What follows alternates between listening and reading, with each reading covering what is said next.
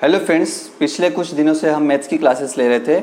आज से हम केमिस्ट्री की क्लासेस भी आपको प्रोवाइड कराएंगे और साथ में आपको केमिस्ट्री के साथ साथ जो मैथ्स और फिजिक्स है वो ऑलरेडी इस चैनल पे पढ़ाई जा रहा है। तो आज हम नया चैप्टर लेके आए हैं, केमिस्ट्री का है, जिसमें पदार्थों का वर्गीकरण, क्लासिफिकेशन ऑफ मैटर्स क्या होता है, इससे शुरुआत करते हैं और आगे जो भी चैप्टर्स होंगे उनको हम केमिस्ट्री का आपके सामने प्रस्तुत करते जाएंगे। तो सबसे पहले यहाँ पे देखते हैं पदार्थों का वर्गीकरण क्या होता है। तो पदार्थ जिसको हम मैटर कहते हैं, मैटर आज के आपके आसपास जो भी वस्तु पड़ी होती है, जो भी वस्तु आपको दिखाई देती है वो किसी न किसी पदार्थ से मिलकर बनी होती है।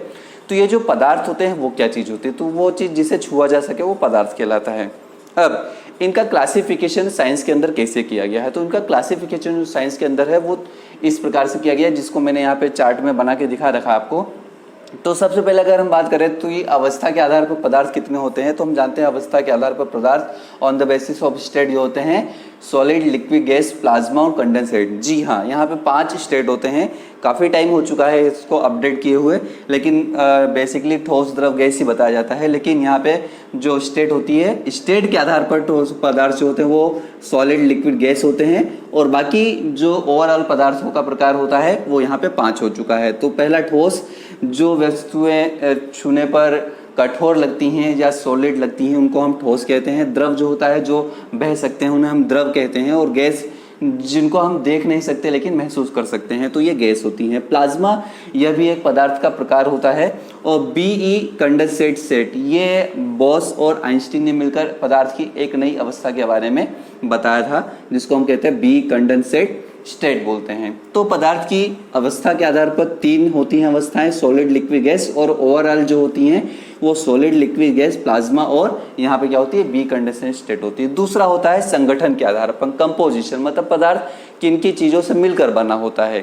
तो जो पदार्थ होता है वो बेसिकली 2 प्रकार के आधार पर कंपोजिशन, एक तो होता है शुद्ध पदार्थ, दूसरा होता है अशुद्ध पदार्थ। मतलब हम कह सकते हैं कि जो पदार्थ बनते हैं या तो पूरी एक ही प्रकार की चीज़ों से मिलकर बनेंगे जिसके अंदर कोई चीज़, बाहरी चीज़ ना मिक्स की गई हो, और दूसरा एक अशुद्ध जिसके अंदर 2 से ज़्यादा पदार्थ मिलकर बनाए जाते हों।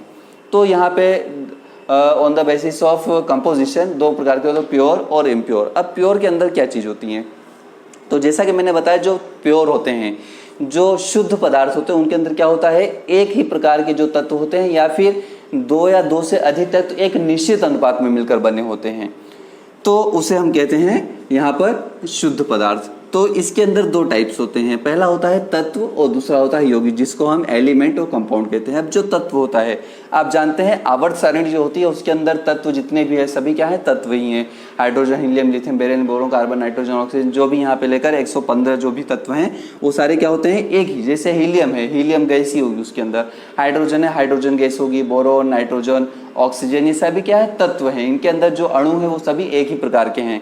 अब अगर मैं कहूँ कि बोरोन है तो बोरोन के अंदर कार्बन नहीं आ जाएगा, बोरोन के अंदर सारे के सारे तत्व क्या होंगे, बोरोन ही होंगे, बोरोन के अणु ही होंगे। तो ऐसा पदार्थ, तत्व जो मतलब ऐसा पदार्थ जिसके अंदर एक ही प्रकार के अणु उपस्थित होते हैं उसको हम तत्व कहते हैं।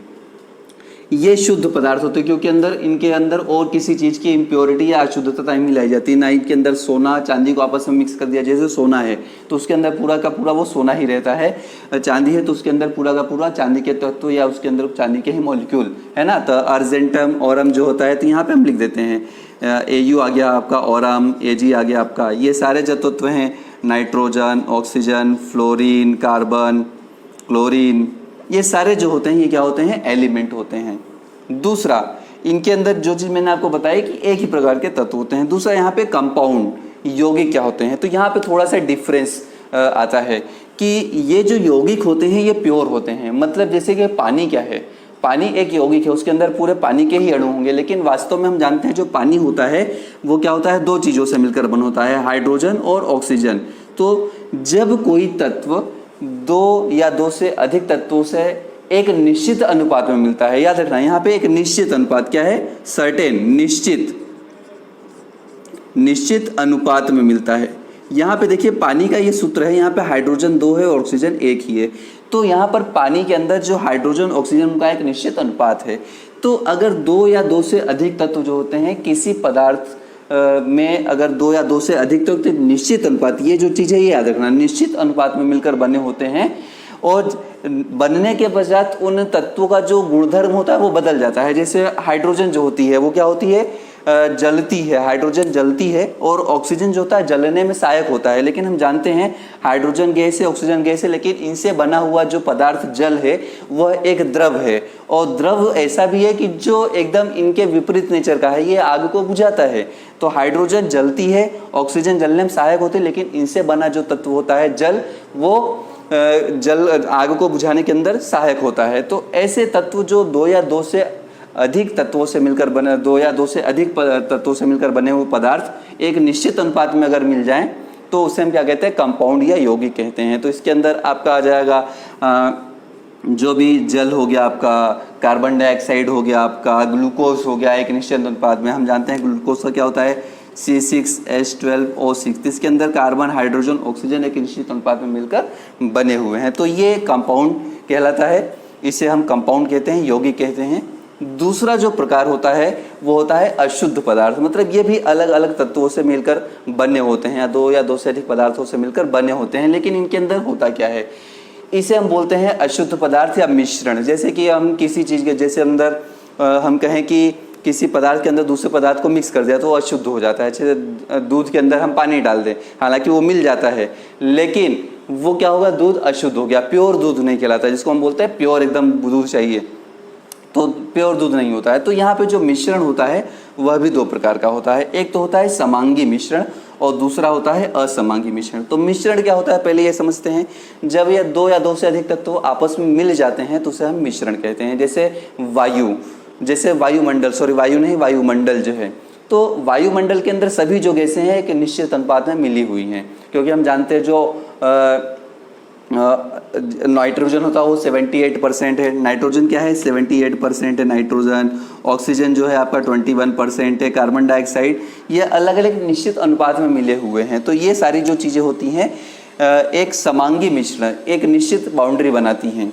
समांगी मिश्रण, इसके अंदर जो बाउंड्रीज होती हैं, मतलब एक निश्चित अनुपात में तो मिलते हैं, लेकिन यहाँ पर ये इस प्रकार से मिल जाते हैं तो इनको अलग करना मुश्किल होता है, यहाँ पे भी अलग करना मुश्किल होता है। तो ये समांगी मिश्रण जो होता है वो होमोजीनियस मिश्रण होता है। जैसे कि इसके अंदर जो होती है बाउंड्रीज दिखाई नहीं देती हैं कि कोई चीज़ कहाँ मिल रही है। जैसे कि पानी के अंदर अगर हम नमक को घोल दें या पानी के अंदर हम शक्कर को घोल दें तो एक विलयन बन जाएगा। विलयन भी क्या होता है, मिश्रण होता है, लेकिन पानी के अंदर पानी और नमक मिला हुआ है तो वो मिश्रण है, लेकिन वहाँ पे नमक और पानी आपको अलग अलग दिखाई नहीं देगा। तो ऐसा मिश्रण जिसके अंदर बाउंड्रीज नहीं दिखाई दे, विलय और विलाय की बाउंड्री नहीं दिखाई दे, अगर हम विलयन की बात करें तो उसे हम बोलते हैं समांगी मिश्रण। शरबत जो हो गया आपका, जो आप जिसको हम बोलते हैं ORS घोल अगर आप बनाते हैं तो इनके अंदर क्या होता है, ये सभी अलग अलग दिखाई नहीं देते हैं, विलय और विलायक अलग अलग दिखाई नहीं देते हैं, तो इसे हम बोलते हैं समांगी मिश्रण। इन पदार्थों के अंदर एक निश्चित बाउंड्री नहीं होती है कि हम उसको सेपरेट करके देख सके, तो इसको हम बोलते हैं समांगी या होमोजीनियस मिश्रण। ऐसे मिश्रण जो आपस में मिल जाते हैं लेकिन उनके वो अलग अलग नहीं किए जा सकते, तो उसको हम बोलते हैं समांगी मिश्रण। इनको एक विशेष विधियों द्वारा अलग कर सकते हैं, तो इसे समांगी मिश्रण का। दूसरा होता है असमांगी या हेट्रोजीनियस मिश्रण।